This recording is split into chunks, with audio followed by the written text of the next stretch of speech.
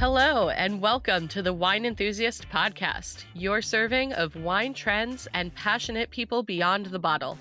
I'm Lauren Buzzio, the managing editor here at Wine Enthusiast, and in this episode, we tap contributing editor Virginie Boone to guide us through the wonders of all things sparkling in California. Have you been turned on yet to the top-notch bubblies of Napa and Sonoma? Well, get ready to discover the region's finest as we talk with Napa native and wine industry vet Paula Kornell about the history of California's sparkling wine production and why the Napa-Sonoma region is home to some of the state's best bubbling pours. We'll also offer suggestions for bottles to seek out and try today. So special occasion or not, get ready to pop some corks with us on this journey into the world of California sparkling wine. But first, a word from today's sponsor for another bubbly treat, Barefoot Hard Seltzer. A hard seltzer that's made with real wine? That's right. Barefoot Hard Seltzer is here, brought to you by the nation's most awarded wine brand. Barefoot Hard Seltzer packs delicious flavor into every can with 3 simple ingredients: sparkling water, natural fruit flavors, and real wine. Plus, Barefoot Hard Seltzer is only 70 calories, 2 grams of sugar, and gluten-free. Find Barefoot Hard Seltzer in the hard seltzer aisle in a 12-can variety pack or 4-pack. Barefoot Hard Seltzer, wine glass optional. Well, Paula, I just want to say thank you so much for joining me to talk about one of my favorite subjects. I know one of your favorite subjects, sparkling wine from California. Part of the reason I wanted to talk to you specifically, and we'll get to many of the reasons, but the first one is because you really have a long history with sparkling wine because of your dad, Hanns Kornell. And so I wanted you to give me a little bit of background. My understanding is at one point he was the leading producer of sparkling wines in the Napa Valley. So give me a little bit of background about his place in California.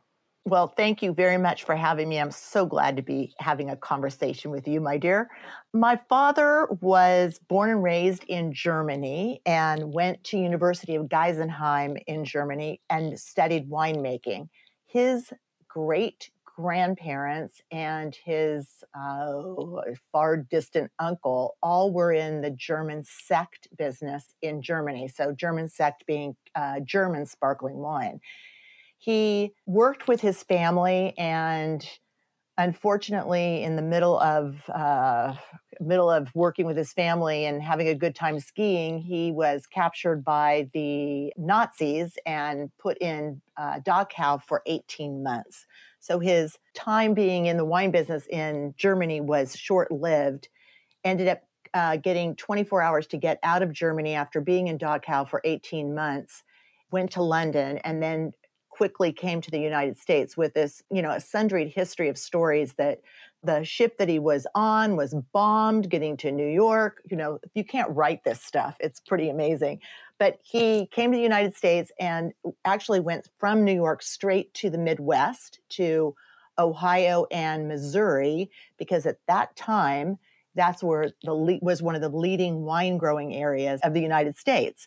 So after being there for about a year and a half is when he came to California and started in Sonoma County and started making his own sparkling wine, which was then called Hanns Kornell Third Generation Champagne. And if any of you are familiar with Sonoma, which I know you are, it was located where the Safeway store is now in the town of Sonoma, which was where his winery was. Wow. I mean, that you do have to write a book or a movie script or something at some point because that is quite a remarkable, feat to one survive, to get to America, to land, anywhere where somebody might be making wine, and then to come now, what is considered one of the premier wine regions of the United States, Sonoma. But how could he have known all that? I mean, was this 1950s, 1940s? Yeah, I think it was the late 1940s, so early 1950s is when he started his winery in Sonoma, which I think was 52. And once he was in the United States, he started learning more about California and the California wine business, and that this was the sort of the land of plenty. And that's when he showed up in Sonoma County. He showed up with, I don't know, I think it was some broken down car with a horse trailer, because if you knew my father, you also knew that his biggest love, other than his family and his wines, it was his animals. Well, that's been passed down to you, I see, because Not you the are only crazy. definitely, yeah. Well, but it's interesting. So, I mean, when he comes to Sonoma and he starts this company, this wine operation. I mean, what grapes was he working with at that point? He was using Johannesburg Riesling, Chenin Blanc, wines that were, when I was growing up, it was called dry white wines. So it was a variety of many things. He started with Riesling because that was the grape that he was the most used to, and also knew that it could be very dry, that we have this thought here in the United States that anytime you see Johannesburg Riesling or Riesling, you think of something sweet. Well, that's unfortunately not the truth. And so he had a wine even then that was Zertrocken, that was bone dry and being 100% Riesling. Wow. My mother's family had homesteaded. They were Swiss Italian. They homesteaded in Napa Valley. And he met my mother, who was singing with the San Francisco Symphony at the time. And actually, they met because my grandfather, my mother's father, was looking for some bubbles to have for one of her recitals. And the salesperson at the City of Paris store in downtown San Francisco is the one that actually had introduced the two of them.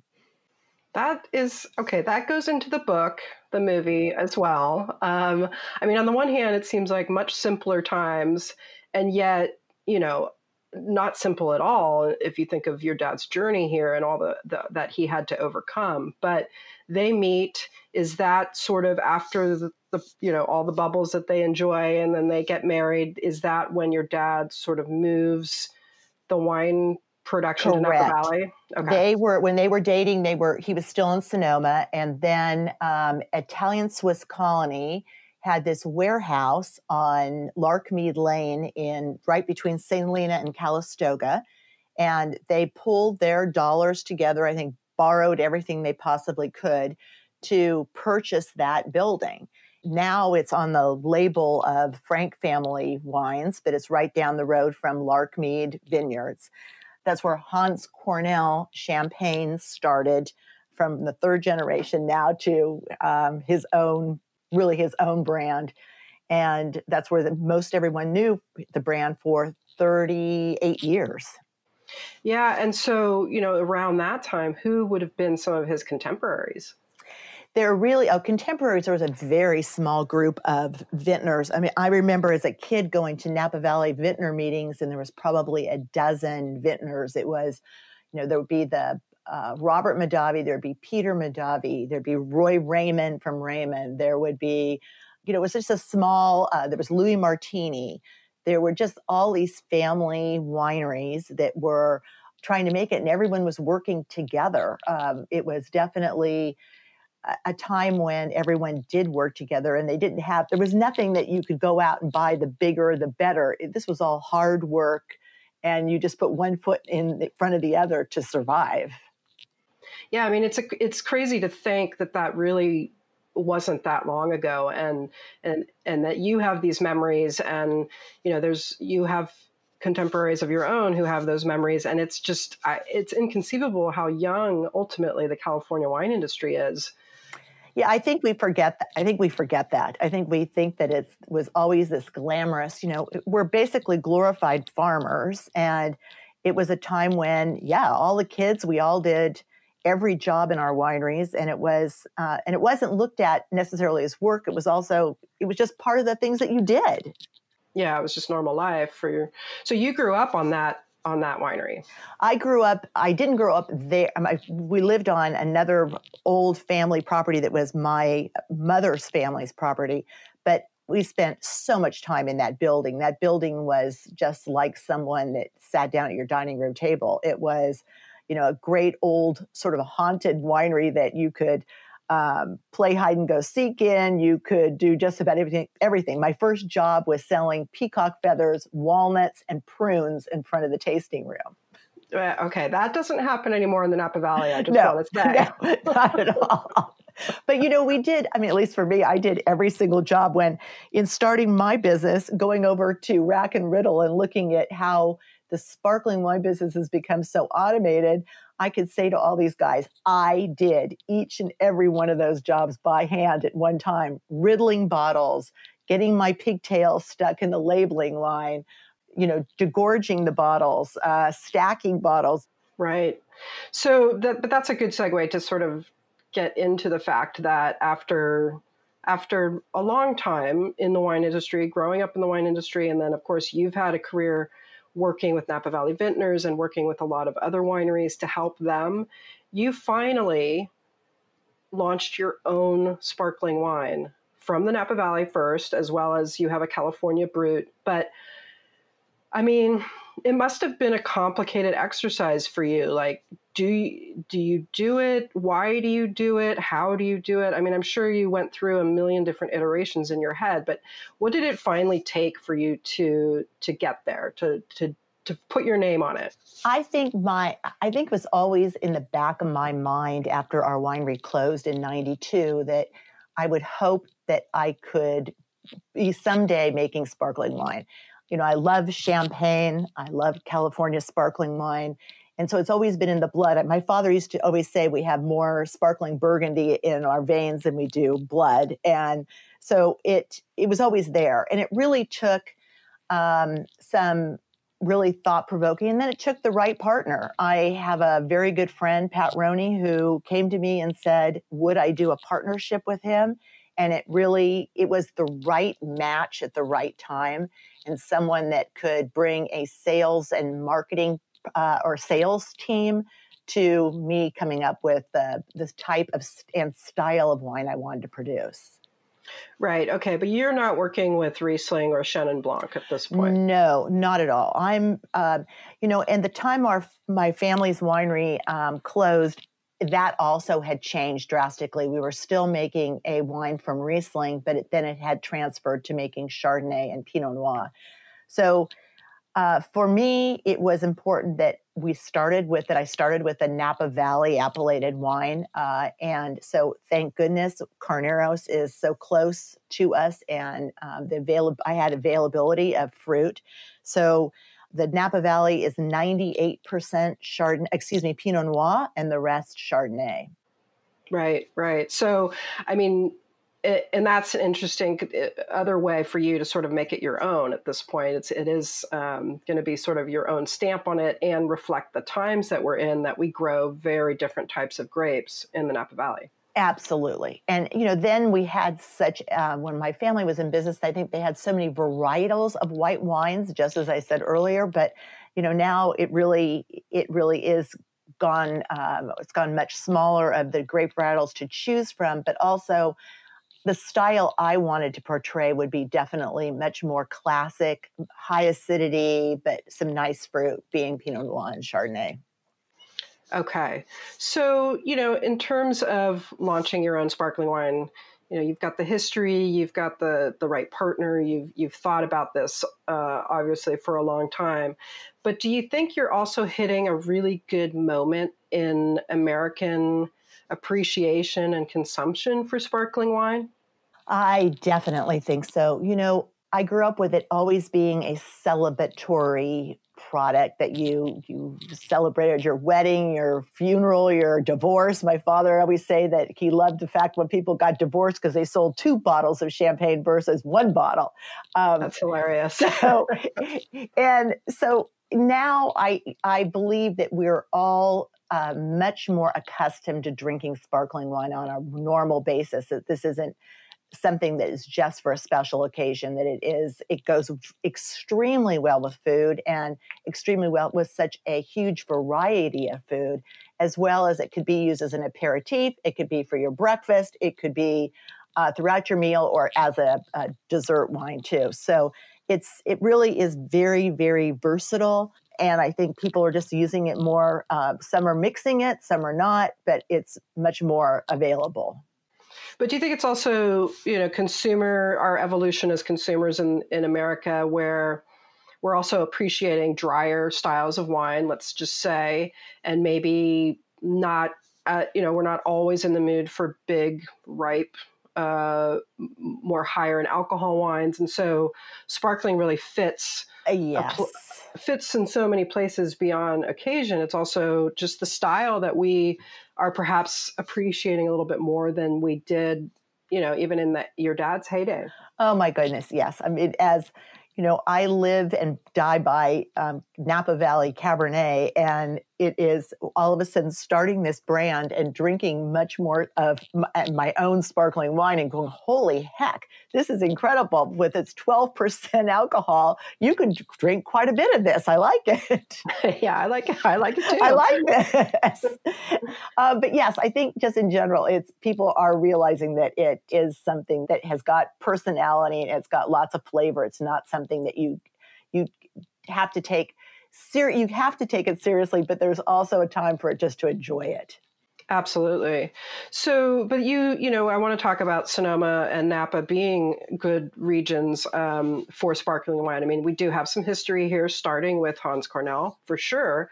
And then, a lot of the producers that people still know and love, whether they came from Europe and established a presence here, like a Mumm or a Roederer, or they were pioneers like Schramsberg or Iron Horse in Sonoma.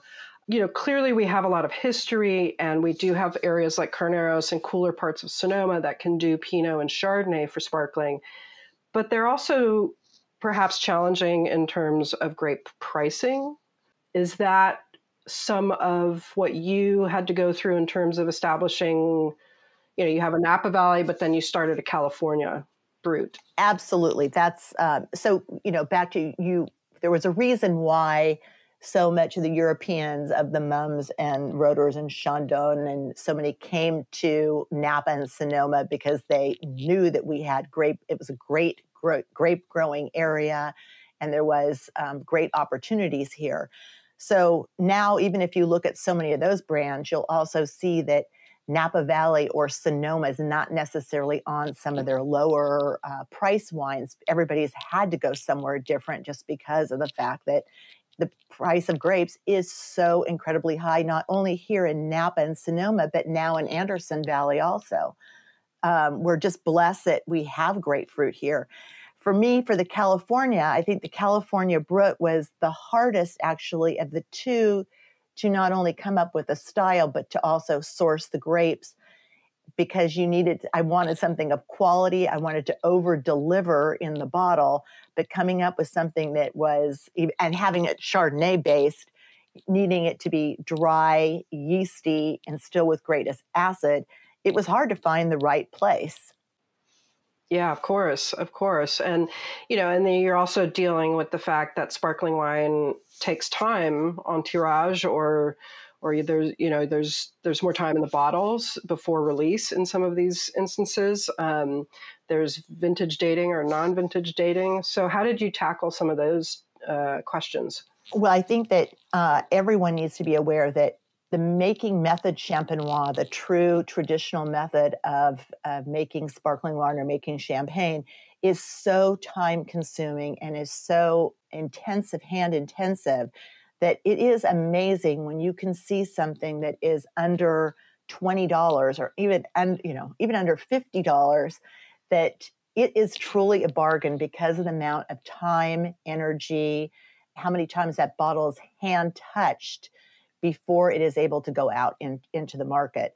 So it was important for me that the Napa Valley hopefully could stay under $50, because for then, to me, that's the threshold of when you're going to go from sparkling wine to possibly going to a champagne from France. And California, trying to come up with something that's going to be reasonable, that you can drink freely and not think of it, back to that not being a special occasion wine, but that was still had substance and quality to it. Yeah, absolutely. I mean, it's interesting over time to see a lot of, producers that are really focused on still wines sort of try to make a sparkling or two just sort of for fun or to greet visitors when they come to their tasting rooms or for winemaker dinners. But it's not the easiest thing to just churn out on the side, as to your point. No, it's not. And I think so many friends of mine, some I know friends of yours that have they've doing exactly that. They're making a small amount, but realize how hard it is and how expensive it is to be able to do something on a regular basis. Yeah. So let's talk about a little bit, a lot of the producers that I taste regularly and admire are more traditional sparkling wine houses. Iron Horse in Sonoma, family owned. I'm sure you know them well. Yep. I think, they are pretty much all estate fruit. They've been very devoted to sparkling for a long time. I think some of the wines they make, like their wedding cuvee, is just year after year is just a really well-made sparkling wine. I imagine you might have some others that you like from them. I like all of their wines, actually. And what I love about what Iron Horse does is they have not so many, but they do a couple of different wines that they're giving back to either to animals or to wildlife or something. And so they've been just great about that. But the wines are always stellar. Yeah, and very classic, very dry, very, they're relying a lot on Pinot Noir and Chardonnay, and I don't think they have Pinot Meunier. That seems to be much harder to find in most California sparkling wines. I think it is now. It used to be, maybe 10 years ago, it was much more prevalent, and I don't know if it was just the fact that it didn't grow as well or that it was too costly to grow. I honestly don't know, but you don't see very much anymore. Yeah, you don't. And maybe here it doesn't contribute what it does in Champagne, and that's another reason as well. And you're hedging your bets by having more Pinot or Chardonnay that you could turn into a still wine if need be, or sell to somebody to make into a still wine. I think that's probably it. So another producer that I've long liked and admired is Domaine Carneros. We were talking about Carneros earlier, and another sort of lineage to France, but long time, very high end, classically made sparkling wines. I really like their Le Rêve, Blanc de Blanc. Yeah, I love the acidity on that. It's funny as we're talking about both of these wines, I'm thinking also of them. They also have females behind them too, between Iron Horse and Domaine Carneros. So that's pretty cool. They do, and and I do find that there's a lot of women involved in sparkling wine in California. Yes, absolutely. To that point, yeah, including Jamie Davies, who was one of the founders of Schramsberg. Exactly. So the Le Rêve Blanc de Blanc, I don't think that they make it every year. The last vintage I had, I think, was 2012. So they clearly keep it in bottle for an extended period of time. Is that something that you are looking to do? Have you put some stuff aside? Well, yes. And really, my dream is to be able to have something that is on the older side. I think that was why it was so important when we were doing the Napa Valley to really some of the wine in there has been barrel fermented, trying to give it as much backbone as possibly we can give without having to age it for quite a long time.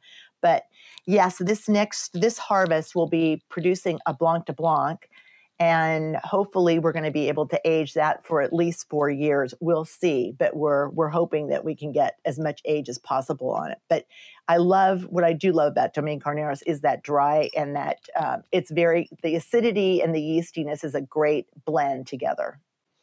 Yeah. And, the other thing thinking about Schramsberg was I've noticed some of the wines that I've really liked from them most recently are actually vineyard designated sparklers. And so I think one of the ones that came to mind was they were working with great vineyard, Hyde Vineyard, which many people know for their Chardonnay.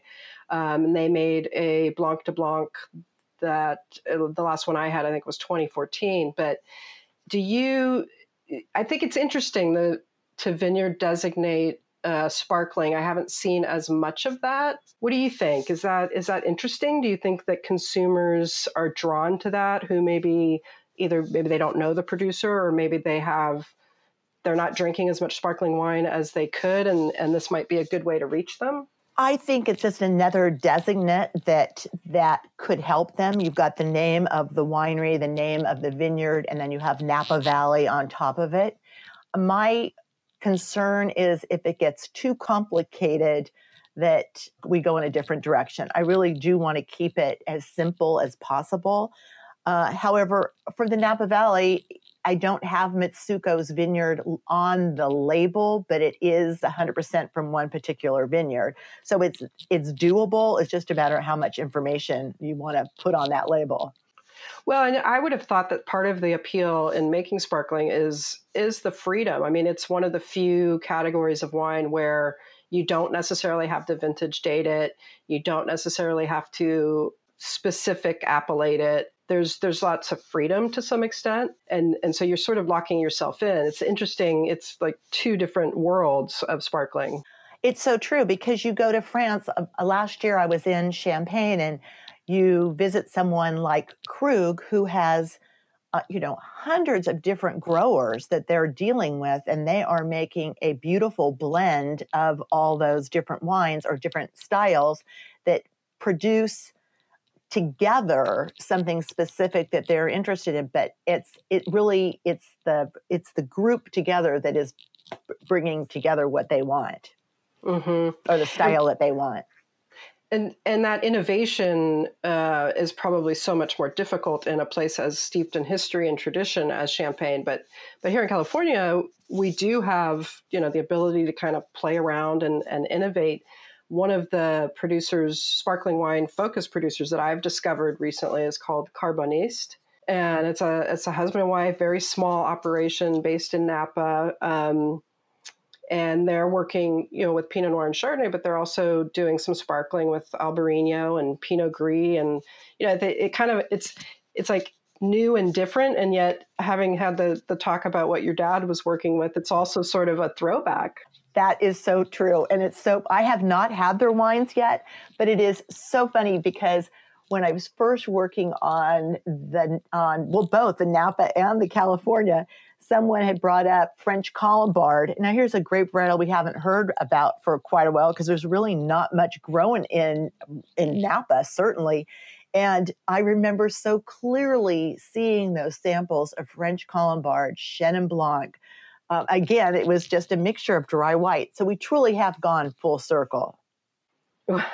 Well, and I guess that's just the way it goes in California. I mean, because you're not bound to anything, and we have an entrepreneurial spirit. So I love seeing that. And yet, your wines were such a lovely kind of classical touch to them. It's good to have all these things.